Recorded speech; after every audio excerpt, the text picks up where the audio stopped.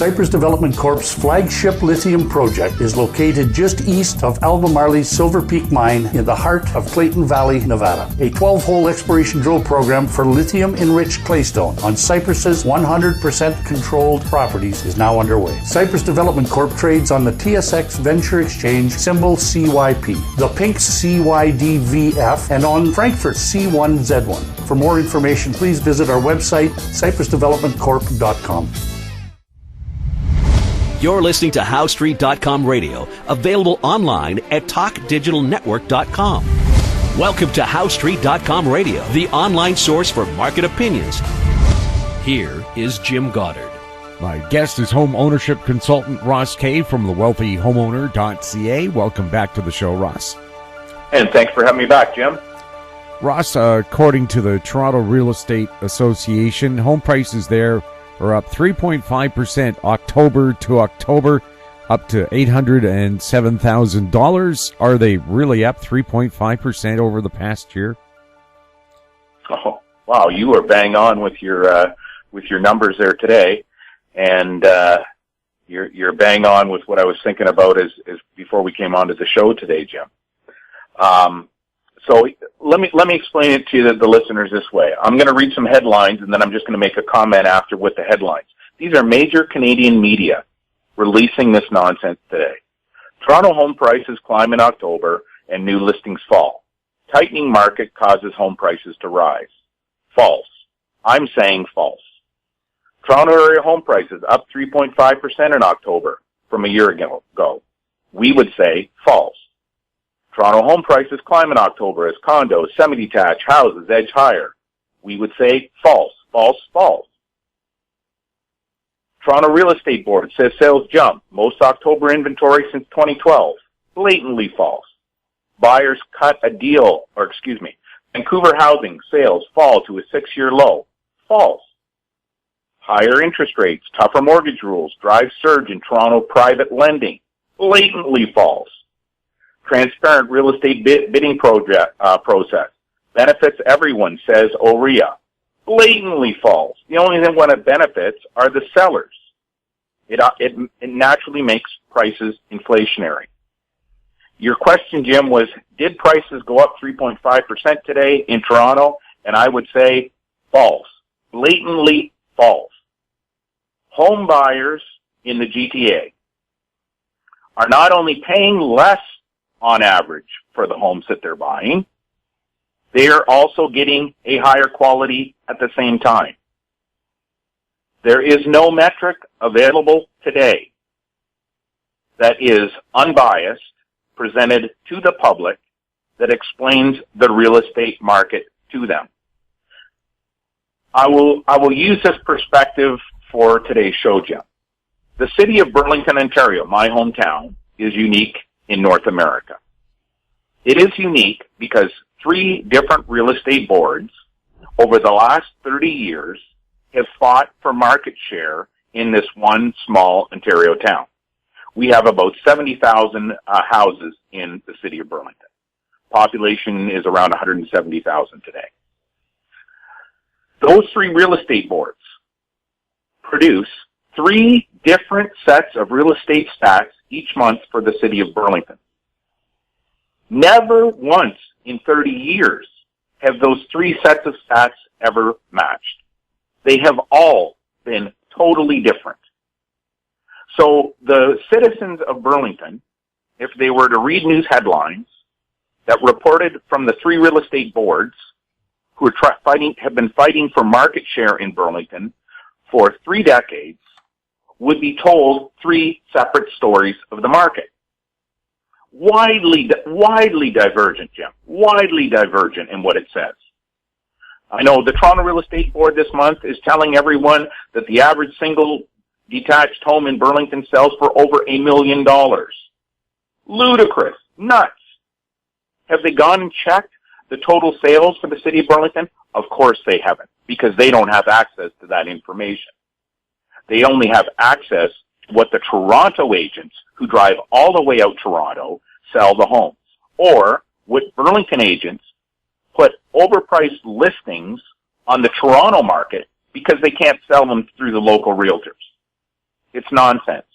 This sort of nonsense, Jim, happens all over Canada. Every single real estate board that exists publishes these false reports. And this nonsense is not going to end well, Jim. I just got back from, just finished up with Appraiser Fest down in the States. And that's where the appraisers get together, and the appraisers are talking about housing markets, housing metrics. Now, in the States, the appraisers can do a lot more than what appraisers do in Canada. The appraisers actually are full-blown consultants in the United States.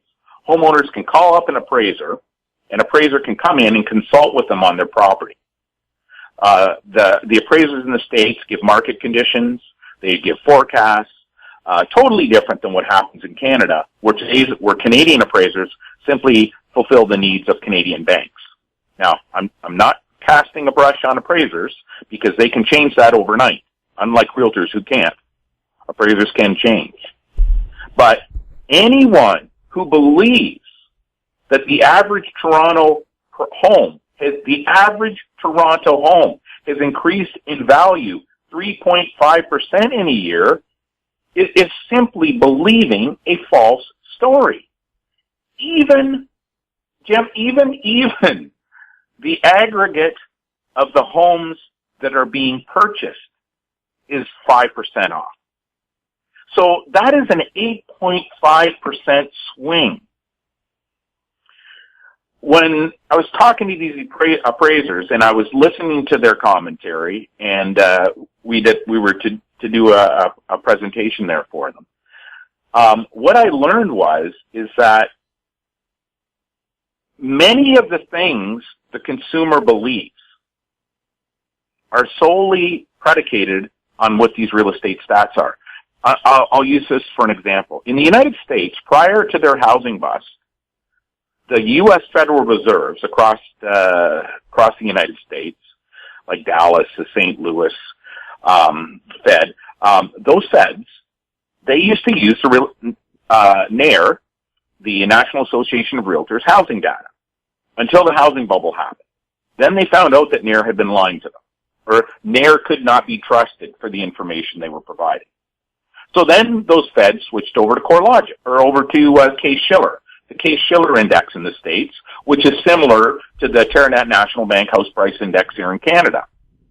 Well, a couple of years ago, they quit using it, relying upon it, because they knew it couldn't be trusted. They are now switching over to another firm called CoreLogic. Now, with CoreLogic, they bought the Case-Shiller Index, but what CoreLogic also does is it runs MLS systems across North America and Australia. Right? Housing bubble Australia.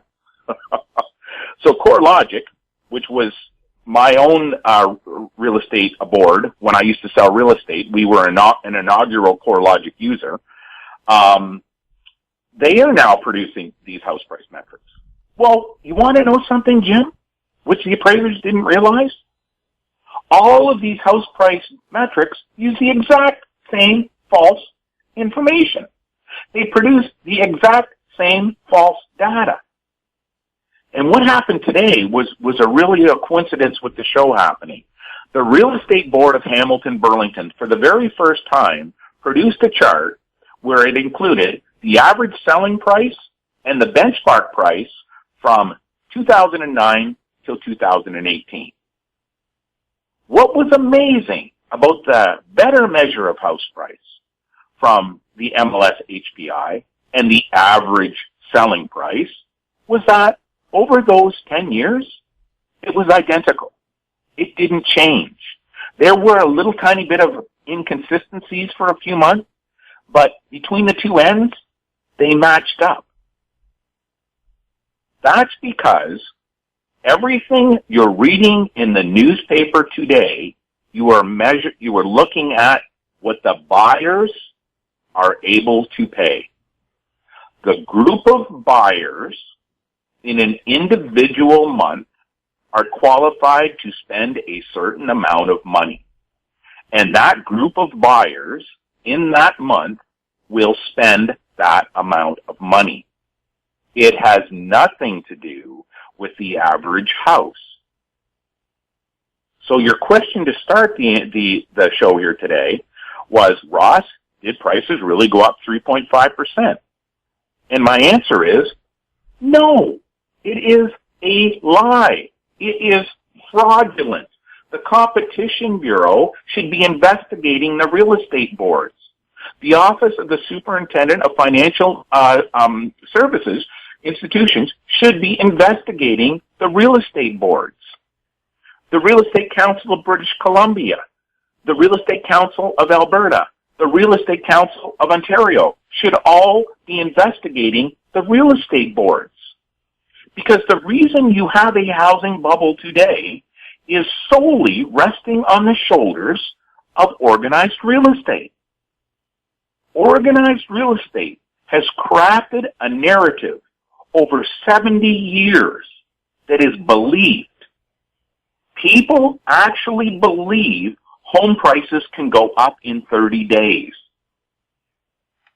People actually believe home prices increased 30% in Vancouver, which is an outright lie. At no time did Vancouver ever cross the 20% threshold. And they'd only crossed that for 2 months. And the 2 months that it crossed it were the aggregate of the housing market that shifted the buyer mix up into the highest priced single detached homes. It had nothing to do with house prices. Now, I understand the listeners are saying, what is this guy talking about? When I look on the MLS, I'm looking at the prices, and I'm seeing the prices are up 20% versus what they were 2 years ago. Or they're up 3%, like the real estate board's telling me in Toronto. No, they're not. Which you are never looking at the same homes. What I'm trying to say is this, Jim. Each month, the real estate boards tell the public that housing prices are up or down. Each and every month, they tell you. Year over year, housing prices are up 2%. Housing prices are up 30%.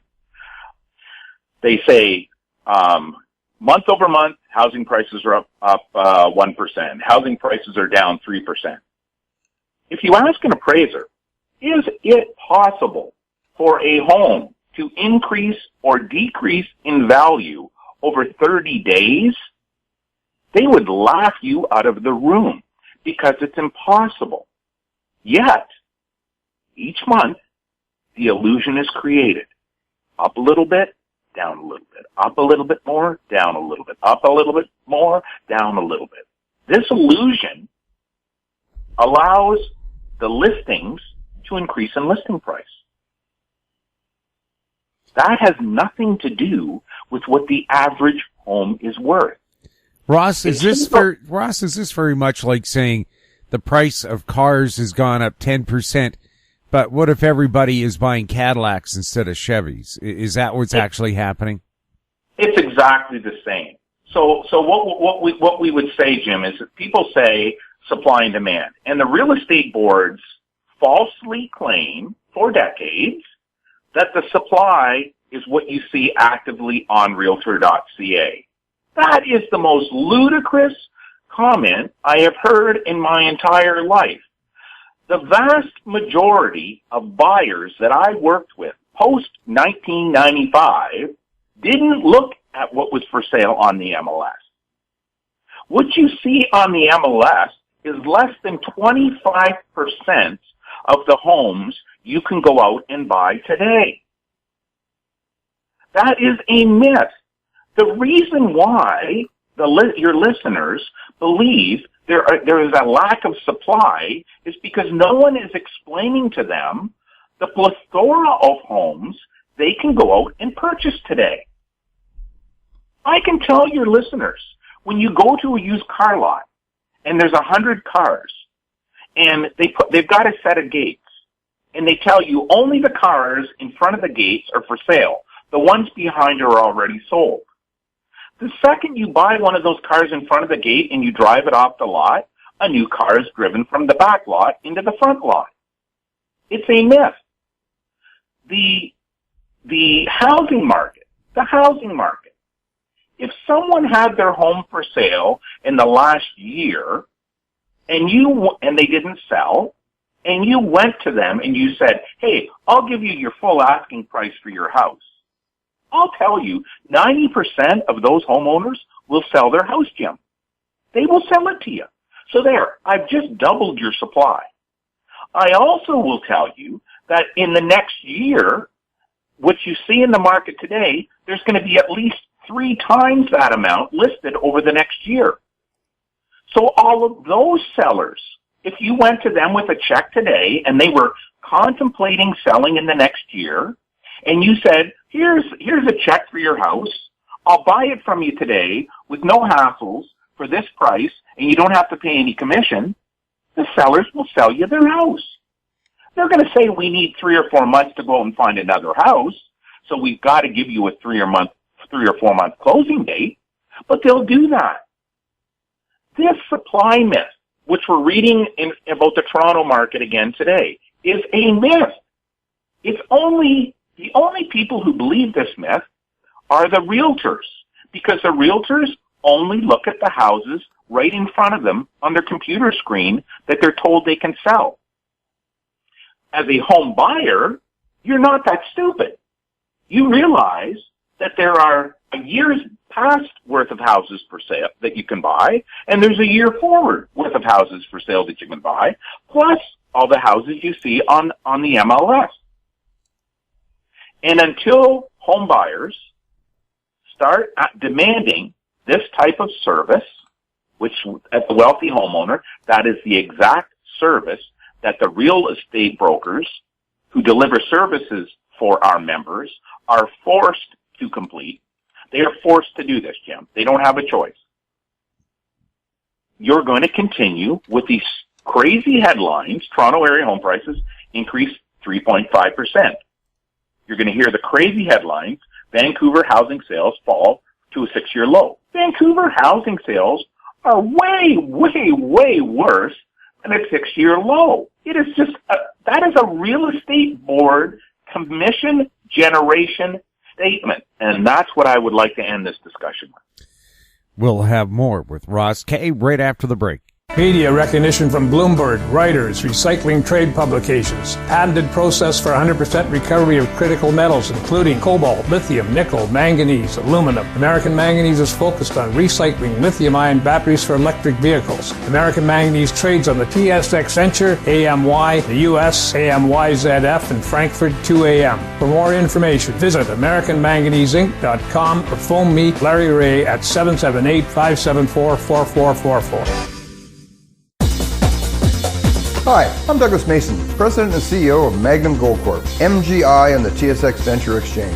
A 2015 drill program on the LH property intersected several high-grade gold intersections, including 11 meters of 20.66 grams per ton gold. Additional drill targets on the LH property have been identified by a 2018 drone airborne magnetic survey to further evaluate a pyrrhotite-enriched gold-bearing system. Please visit our website at magnumgoldcorp.com.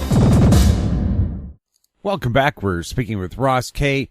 Ross, a listener asked, is consumer credit growth slowing in Canada, and what could that mean for real estate? Is consumer growth slowing in Canada? Credit growth. Consumer credit growth is slowing, yes. But net consumer credit, the amount of debt owed, or the amount of credit that is out there, is continuing to grow. There is this misnomer about mortgage credit or consumer credit in Canada because they always cite growth. My firm doesn't look at growth. My firm looks at net credit, net mortgage debt, and we look at new mortgage debt that's going to be booked. We don't worry about growth. We know that growth is a consequence of new mortgage debt being booked and previous mortgage debt being paid off. So it is a combination of these two measures that you need to be looking at. Another false headline that it was out in the marketplace, I see, it said that uninsured debt was decreasing the first time since 2008 or something like that. And this is another falsehood. There was more new insured mortgage debt booked last month than there was the year before in September. There was more this year. The mortgage growth has slowed, yes, but your mortgage debt still increased. What happened with insured mortgage debt is when a homeowner moves from a first-time purchase into a second-time purchase, they get a brand new mortgage that is not high ratio. And that old high ratio mortgage comes off the books. When that old mortgage comes off the books, CMHC is no longer accountable for that money. This has gone on for 35 years. This isn't something new.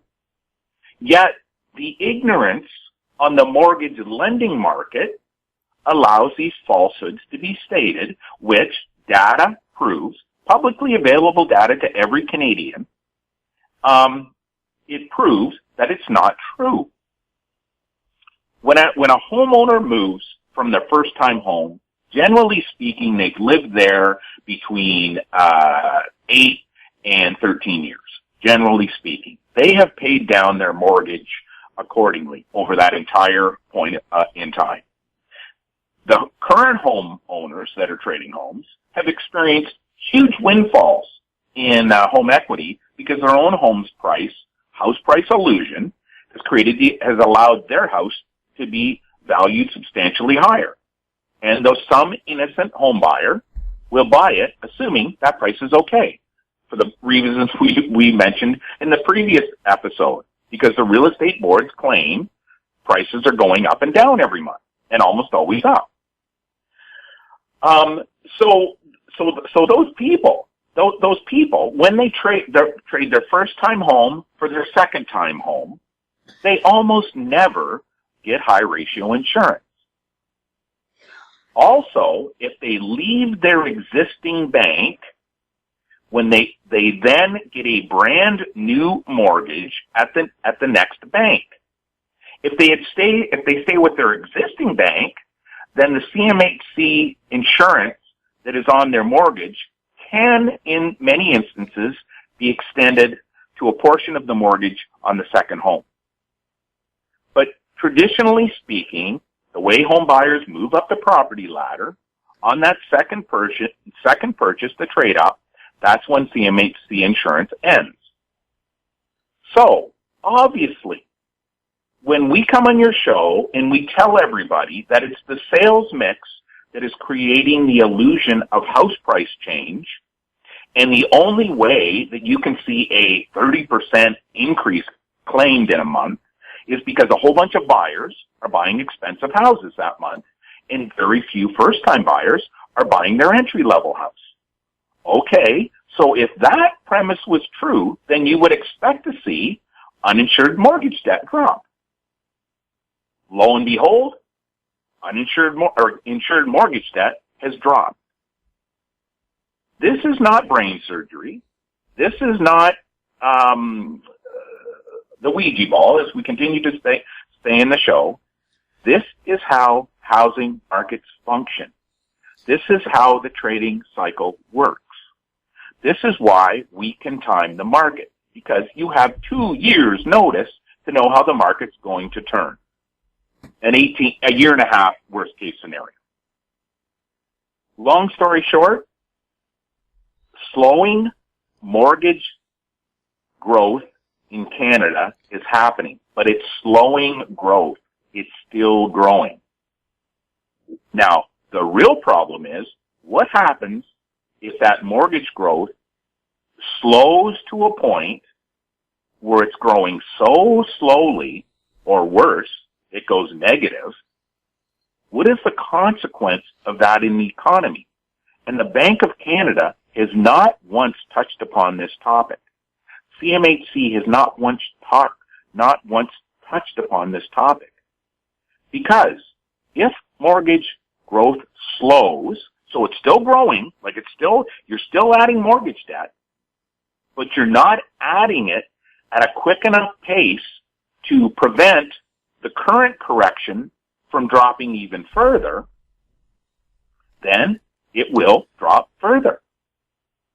If mortgage debt in Canada ever goes negative, it means our country is effectively in a depression. Now, your listeners may be asking, well, what does Ross mean by that? What I mean by that is this. There will be about 200 to 250,000 brand new homes added to the housing stock next year. Currently it's weighted towards condominiums, so the average purchase price of those 200 to 250,000 homes will be lower than historically what it is, because your average is more weighted now towards condos. That said, let's say that on average, those brand new condos and single detached, 200 to 250,000, are averaging $600,000 each. That is what, $120 billion? $120 billion of new housing stock added to the housing stock. Money has to be borrowed. The money has to come somewhere to pay for those homes. It isn't coming out of bank accounts. It isn't coming out of savings. It's coming out of people going to their bank and leveraging their down payment against the house. That's what's going on. They're going in and getting mortgage credit.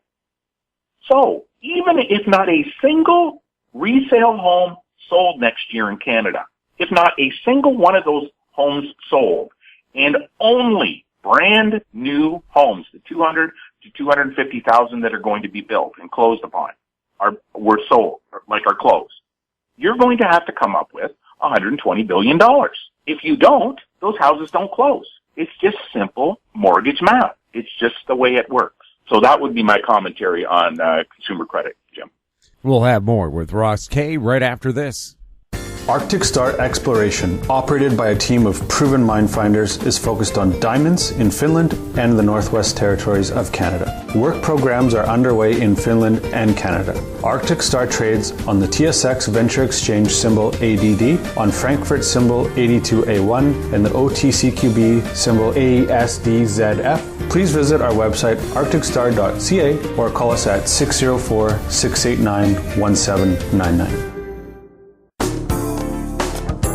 Don't miss out. Stay informed. Receive the HowStreet.com weekly recap with thought-provoking podcasts, radio, and articles delivered to your inbox. Sign up for the HowStreet.com weekly recap on our homepage at HowStreet.com. Welcome back. We're speaking with Ross Kay. Ross, Vancouver's new mayor, Kennedy Stewart, wants to build modular housing for the homeless. It sounds like a great idea to help the homeless, but could this affect real estate values in the neighborhoods where that modular housing is built? Well, I think when you're talking about modular housing, I think they were talking, it's almost like it's rail cars. I think that's the style of housing that they're talking about. So modular. It's not that, Ross, I've seen it. It's not that ugly. Okay. You wouldn't know it from any other modern condo, really. They're different colors and they're well designed. Oh, I'm not being critical. Yeah. Look, Jim, I'm a full advocate of this new movement of young people moving off grid to use railway cars. But I think that's basically the concept, is it not? It's a preformed. They interlock together. If you look at the old thing at Expo 67 in Montreal, it's that kind of idea where you can just clip them on together, rise them as high as you like. And you can put them in different configurations. They look very creative. It's a great idea as a temporary solution. So when politicians leave things till your society gets into the problems with housing that we're in, specifically in Vancouver and Toronto today, but I will say more so in Vancouver, Jim. When your politicians allow your housing stock to be undersupplied in the way that it has been in Vancouver, you are forced to take action to alleviate the problem. The actions that they should be taking should be short-term. And this is another thing that that I need to explain when I say it. When we say short-term in housing, we're talking 5 to 10 years. So when my firm talks to people, when we're talking short-term, it's 5 to 10 years. Long-term is when we're talking that 10 to 20-year window. So short-term, modular housing for the homeless is a good way to alleviate the problem as quickly as possible. Now, I would hope that that modular housing is being built in British Columbia by British Columbians, and that you have new tradespeople being trained in a enclosed environment, a controlled environment, on how to build homes. I hope that's what's going on. I doubt that's what they're doing, but I would hope that's what they would be smart enough to do. I'm asking too much, I know. Those modular homes, as a temporary relief valve, say for the next 5 to 10 years, is a good solution. You've got to do something. Something has to happen. You have to house people. You must put a roof over people's heads. You should not be doing this in existing residential neighborhoods. It makes no sense to put temporary housing, which this is what this is. Believe me, the voters in Vancouver will not put up with these modular homes in their own residential subdivision long term. Won't happen. You have lots of vacant land that the city owns that they can use to alleviate the problem that you have today, at the same time as they are encouraging private firms or public-private partnerships to create a long-term solution. I still go back to this problem that Vancouver has, though, Jim. And this is a major problem, especially for millennials. The dream of the single detached home in Vancouver probably has passed you by. You need to move out into the suburbs. And you may need to move, if you want to stay in British Columbia, you may even need to move out further than Abbotsford or Langley. Like, you may need to look at Kelowna if you want to stay in British Columbia.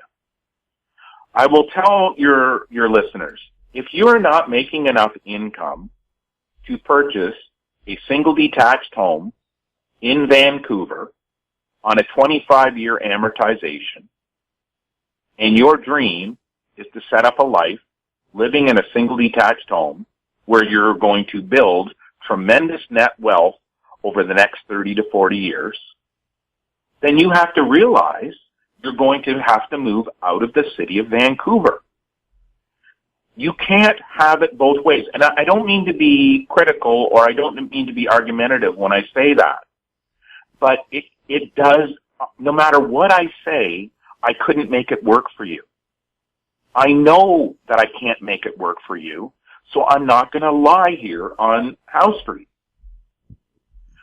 The politicians are not going to be able to build enough affordable single detached homes no matter what they do in Vancouver. It won't happen. What's going to happen is you've got city planners and politicians who are ignorant to the homeownership market. They are going to continue to densify the city of Vancouver as they are downtown Toronto. 30 years from now, Vancouver and downtown Toronto, as a result of the flawed policies put in place by politicians and supported or fueled through ignorant planners, are going to be all condos. The densification will happen. It will be no different in Vancouver or Toronto than it is in India or Shanghai. The density is going to increase. Until the public demands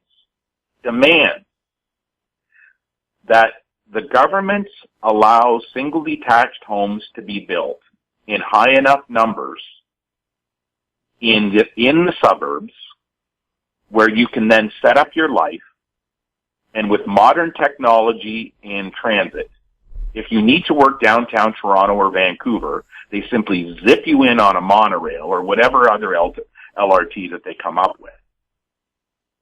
Until you demand that takes place, you are going to continue to live constrained lives.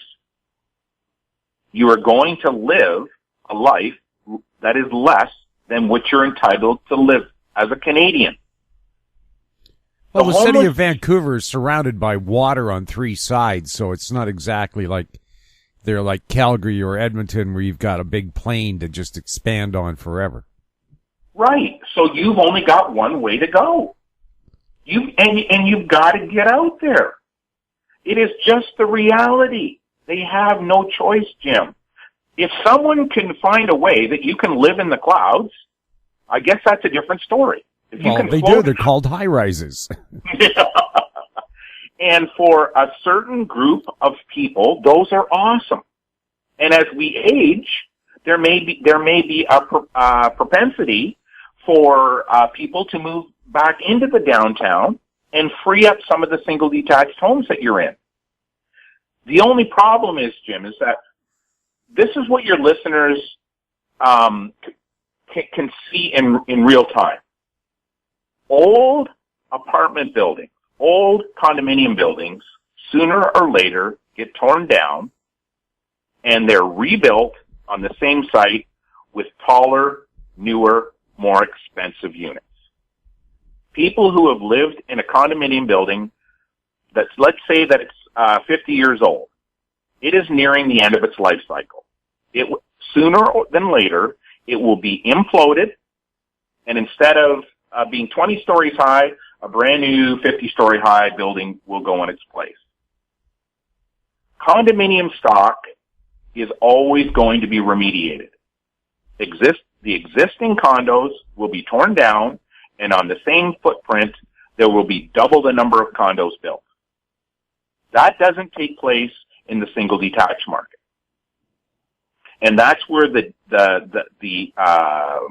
disconnect happens with these politicians and planners and reality.